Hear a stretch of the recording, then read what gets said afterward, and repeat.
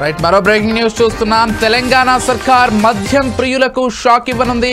త్వరలో రేట్లను పెంచాలని నిర్ణయించింది. రేట్ల పెంపు ఏ మేరకు చేయాలనే దానిపై కసరత్తు చేస్తోంది. మరింత సమాచారాన్ని మా ప్రతినిధి ప్రసన్న అందిస్తారు.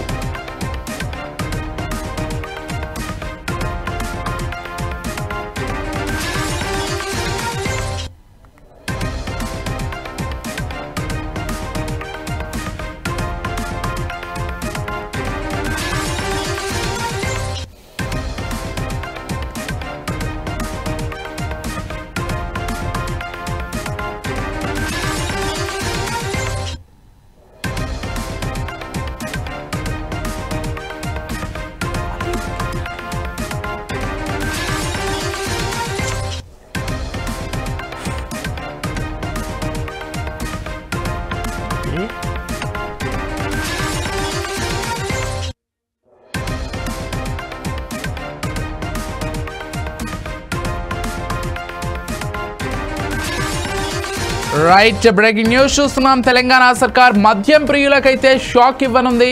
త్వరలో రేట్లను పెంచాలని నిర్ణయించింది. రేట్ల పెంపు ఏ మేరకు చేయాలన్న దానిపై కసరత్తు చేస్తోంది.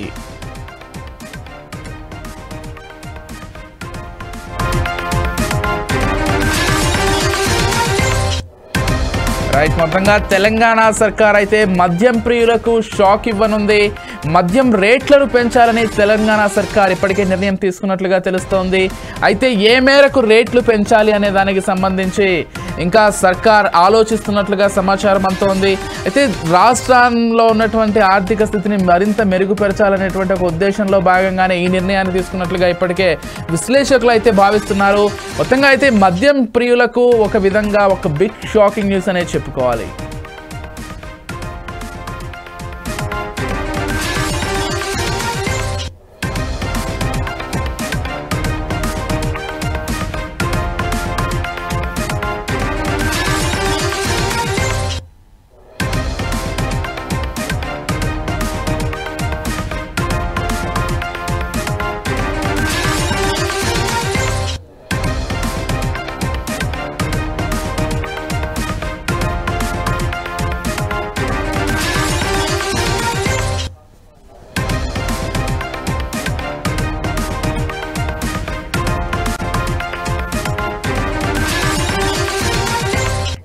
రైట్, తెలంగాణ సర్కార్ అయితే మద్యం ప్రియులకు షాక్ ఇవ్వనుంది. త్వరలో రేట్లను పెంచాలని నిర్ణయించింది.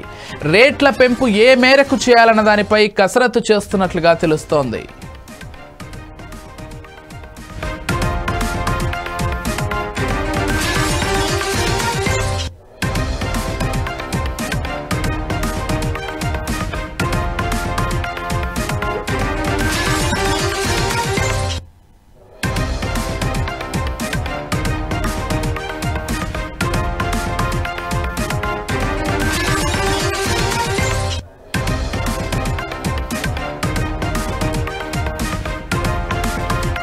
రైట్, మొత్తంగా తెలంగాణ మద్యం ప్రియులకు సర్కార్ షాక్ ఇవ్వనుంది. త్వరలోనే రేట్లు పెంచే దిశగా ప్రభుత్వం ఆలోచిస్తున్నట్లుగా తెలుస్తోంది.